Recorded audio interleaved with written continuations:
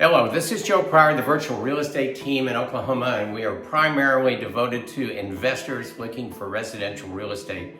And I want to talk a little bit today about what a topsy-turvy world it's been in the last at least year and a half, if not 2 years, on interest rates. You know, the Fed has done everything that they can to get inflation down, and it's severely impacted people, especially investors, because, you know, one of the things investors want is positive cash flow.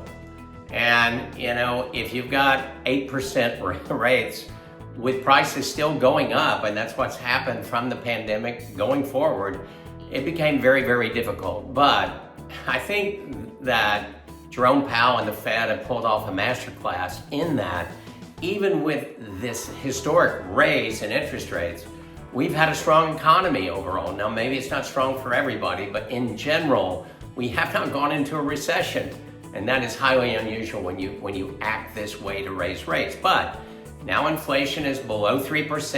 It's getting closer to that theoretical 2% that they want.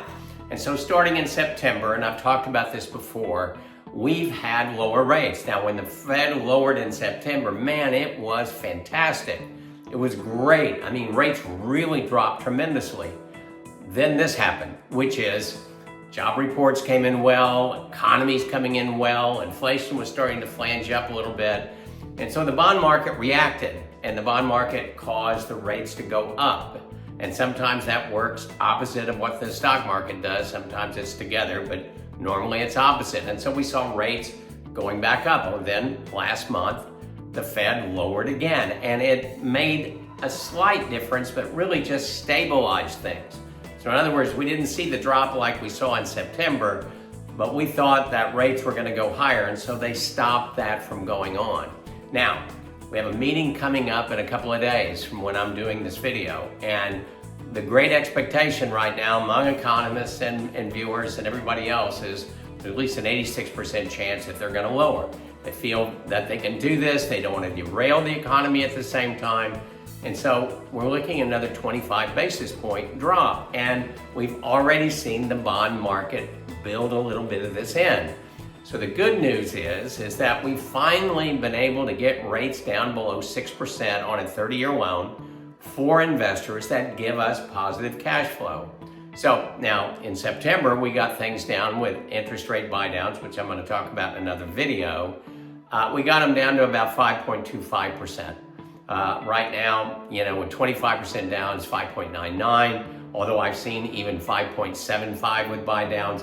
So the closer we get to 5%, the better it is, because then we have strong positive cash flow, the economy is going, a little bit of inflation is not a bad thing because it's going to help you in terms of your values.